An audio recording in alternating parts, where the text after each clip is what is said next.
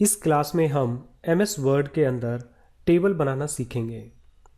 Friends, आप यहाँ पर एक टेबल देख रहे हैं।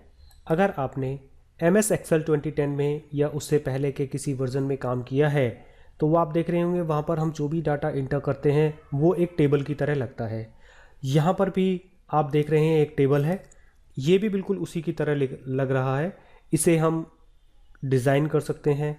हम यहाँ पर लिखना स्टार्ट करेंगे और जैसे ही टेक्स्ट हमारे कॉलम से ज़्यादा हो जाता है तो वो ऑटोमेटिकली रैप हो जाता है। रैप का मतलब है वो नीचे आ जाता है और कॉलम की रो की जो हाइट है वो ऑटोमेटिकली एडजस्ट हो जाती है।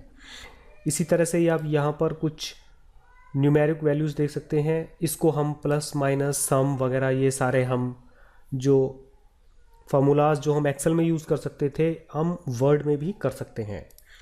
तो फ्रेंड्स, हम स्टार्ट करते हैं टेबल को बनाना या इंसर्ट करना MS वर्ड 2010 में। इसके अंदर में टेबल 5 तरीक़ों से बनाई जा सकती है।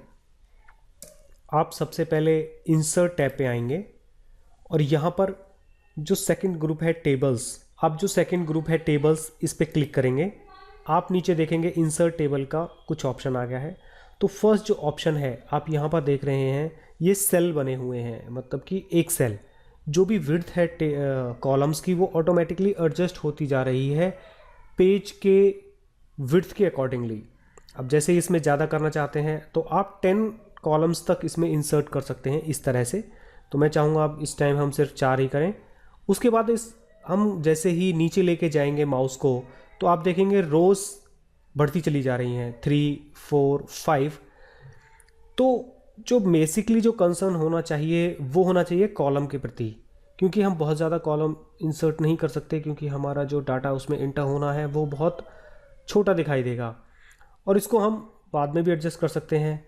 अब बात आती है रो की, तो रो बहुत ज़्यादा नहीं आपका कंसर्न होना चाहिए। वो मैं बताता हूँ आपका कैसे, कि जैसे आपको पता है कि आपके इसमें बहुत सारे 20-25 रो आपको इंसर्ट करनी है, डाटा बहुत ज़्यादा है, तो आप सिर्फ 3 ही या 4-5 उसमें रो को आप डाल सकते हैं, बाकी रो ऑटोमेटिकली इंसर्ट होती चली जाएगी। तो अब जैसे कि मैं चाहता हूँ कि 4 कॉलम्स हों और 3 रोज़ हों, इसको सेलेक्ट किया और मैं क्लिक कर दूँगा तो ये टेबल मेरी रेडी हो गई। अब हम टेबल में डाटा इंसर्ट करना स्टार्ट करेंगे। अब फर्स्ट कॉलम में जैसे ही लिखेंगे अपना डाटा, जैसे कि मैं लिख रहा हूँ यहाँ पर सीरियल नंबर। अब मुझे नेक्स्ट कॉलम पे जाना है तो उसके लिए मैं प्रेस करूँगा टैब। आप नाम लिखेंगे एम्प्लॉय कोड जो भी है, फिर से टैब प्रेस करेंगे, नेक्स्ट सेल पे चला जाएगा। एम्प्लॉय नेम, फिर टैब प्रेस करेंगे, निचले नेक्स्ट कॉलम में फिर से चला जाएगा, यहाँ पर लिखेंगे डेजिग्नेशन। अब हमारे कॉलम्स ख़त्म हो गए हैं, अब हमको आना है सीरियल नंबर पर। तो फिर से आप टैब प्रेस करेंगे तो सीरियल नंबर पर आ जाएगा। आप लिखेंगे 1, एम्प्लॉय कोड 101, फिर टैब प्रेस करेंगे, उसका नाम लिख देंगे और यहाँ पर फिर से नीचे करेंगे, फिर से आपको ये आ गया। आप नेम लिख सकते हैं, आप यहाँ पर लिख देंगे उसकी डेजिग्नेशन। अब रोज़ ख़त्म हो गई हैं। अब फिर से आप जैसे ही टैब प्रेस करेंगे तो आप देखेंगे नई रो ऑटोमेटिकली इंसर्ट हो जाती है। तो ये एक बहुत अच्छा ऑप्शन है MS वर्ड में। तो आपको रोज़ के बारे में बहुत ज़्यादा चिंता करने की ज़रूरत नहीं है, वो ऑटोमेटिकली आती चली जाती है। अब आपको इसके कॉलम्स की आप जो विड्थ देख रहे हैं इसको आपको एडजस्ट करना है, क्योंकि आप देख रहे हैं यहाँ पर सीरियल नंबर है, ये तो हमेशा ऐसे ही डिजिट में रहेंगे और जो एम्प्लॉय कोड है वो भी 3 डिजिट का है तो बहुत ज़्यादा नहीं रहेगा। तो आपको इसको सेलेक्ट करना है और इसको एडजस्टमेंट करनी है। अब से पहले जब हम फॉर्मेटिंग में थे तो हमेशा हम पर्टिकुलर टेक्स्ट को सेलेक्ट करते थे, उसके बाद में उसकी फॉर्मेटिंग या एडजस्टमेंट हम करते थे।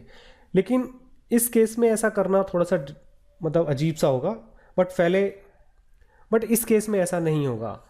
आप देखेंगे यहाँ पर कॉलम के बीच में जो लाइन है, आप वहाँ पर जैसे ही माउस को लेके जाएंगे तो इस तरह से उसका निशान चेंज हो जाएगा। आप इसको पिक करना है माउस क्लिक करके और उसको लेफ़्ट या राइट जहाँ भी आप एडजस्ट करना चाहते हैं कर सकते हैं। तो मैं समझता हूँ यहाँ तक इसकी विड्थ काफ़ी है। यहाँ पर आकर इसको पिक कीजिए और लेफ़्ट हैंड साइड में कर दीजिए और थोड़ा सा आप इसको यहाँ से कर सकते हैं। तो मुझे लग रहा है ये फॉर्मेटिंग थोड़ी सी ठीक है, आप अपने हिसाब से कर सकते हैं, ये तो एक एग्जांपल के लिए ही है। अब अगर आप उस पर्टिकुलर रो को सेलेक्ट करते हैं, जैसे कि मैंने इस रो को सेलेक्ट करता हूँ, तो रो को सेलेक्ट करने के लिए फ्रेंड्स आप लेफ्ट हैंड साइड में जैसे ही माउस को लेके आएंगे, आप देखिए उसकी पोजीशन चेंज हो जाएगी माउस की। नॉर्मली उसका जो तीर का निशान है वो लेफ्ट हैंड साइड होता है, लेकिन जैसे ही टेबल के पास में आएगा सेलेक्ट करने के लिए वो राइट हैंड साइड हो जाता है। तो आप इस पर जैसे ही क्लिक करेंगे पूरी की पूरी रो सेलेक्ट हो जाएगी। अब आप इसको चेंज करने की कोशिश कीजिए, तो इस केस में सिर्फ यही रो इस साइड में होगी। अगर कुछ केसेस आपके पास ऐसे आते हैं कि आपको पर्टिकुलर एक सेल की ही विड्थ करनी है, तो आप सिंपली इस तरह से उसको यूज़ कर सकते हैं, बट हमारे केस में ऐसा नहीं है, तो हम इस तरह से नहीं करेंगे। आपको कॉलम को सेलेक्ट करना है। आप कहीं भी पहले टेबल को डीसेलेक्ट कीजिए, मतलब जो अगर पहले सेलेक्ट की हुई है, आप ऊपर कॉलम के ऊपर आएंगे और यहाँ पर जैसे ही तीर का निशान बनता है आप क्लिक कर दीजिए और पूरी का पूरा कॉलम सेलेक्ट हो जाएगा। आपको इस तरह से सेल सेलेक्ट करना है, तो आप साइड में लेके आइए लेफ्ट हैंड साइड में, और जैसे ही तीर बने आप क्लिक कीजिए, सेल सेलेक्ट हो जाएगा।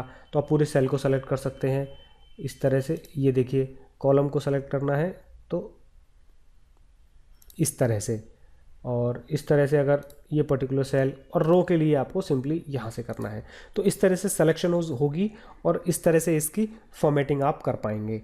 अब हम अगला तरीका सीखते हैं जो कि सेकंड है कि टेबल कैसे बनाई जाए। आप फिर से इंसर्ट पे आएंगे और टेबल पे क्लिक करेंगे और यहाँ पर आप देखेंगे इंसर्ट टेबल।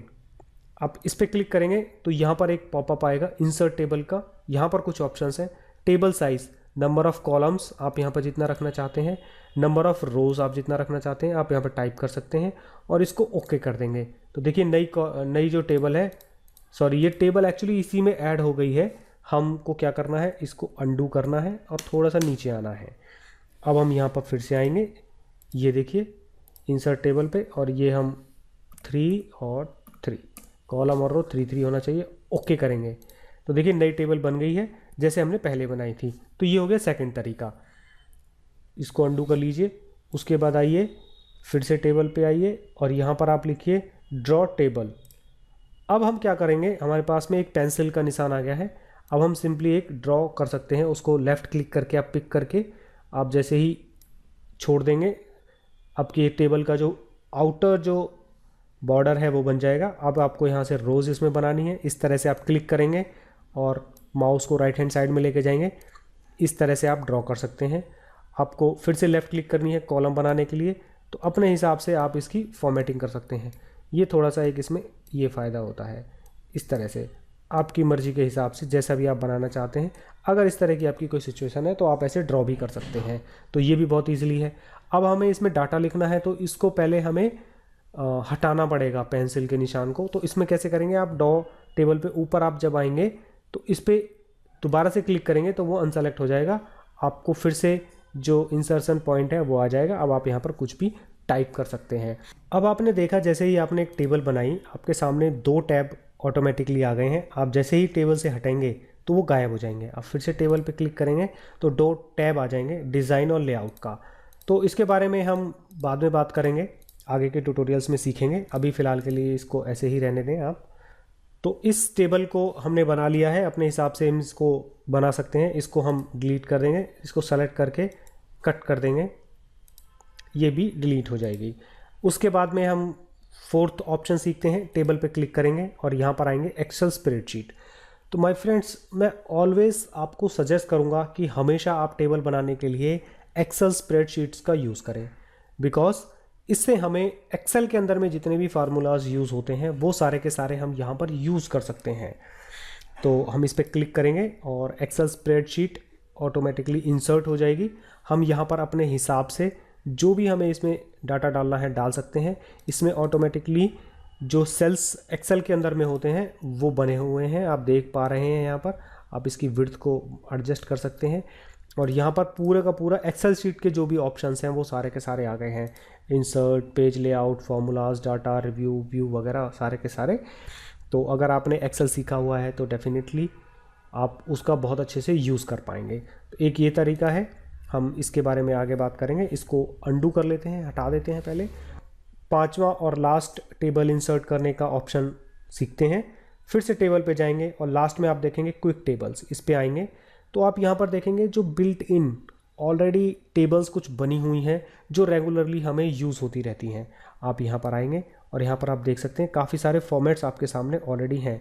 आपको कुछ नहीं करना, बस सिंपली उसको सेलेक्ट करके और इंसर्ट कर देना है। आपके सामने टेबल रेडी, आपका काम बहुत आसानी से हो गया। बस आपको इसमें डाटा है जो वो चेंज कर पाएंगे। तो इस तरह से आप इनका यूज़ कर सकते हैं बहुत ईजिली MS वर्ड में। अब इसमें एक चीज़ रह गई थी कि आपको अगर बीच में कोई भी कॉलम या रो इंसर्ट करनी है तो वो कैसे करेंगे। आप सिंपली रो को सेलेक्ट करेंगे और यहाँ पर राइट क्लिक करेंगे, आप आएंगे इंसर्ट पर और आप देखेंगे इंसर्ट कॉलम और रो दोनों का ही ऑप्शन है। यहाँ पर हमें इस सिचुएशन में इंसर्ट करनी है रो अबव।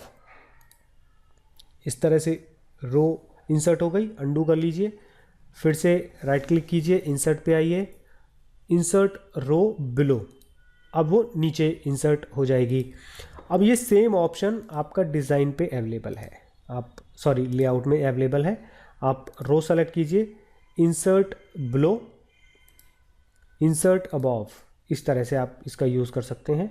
ये वाले जो 2 ऑप्शंस हैं ये कॉलम के लिए हैं। तो कॉलम के लिए हमें क्या करना है, कॉलम को सेलेक्ट करना है इस तरह से। अब लेफ़्ट साइड करना है तो लेफ़्ट में, अगर हमें इसी के राइट साइड करना है तो ये राइट साइड में। और रो सेलेक्ट करके आप राइट क्लिक करके भी यहाँ से कॉलम को लेफ़्ट में इंसर्ट कर सकते हैं और यहाँ से फिर से राइट क्लिक करके राइट में इंसर्ट कर सकते हैं। तो ये कॉलम, तो ये रो और कॉलम को इंसर्ट करने के लिए था। तो इस तरह से आप टेबल को डिज़ाइन कर सकते हैं।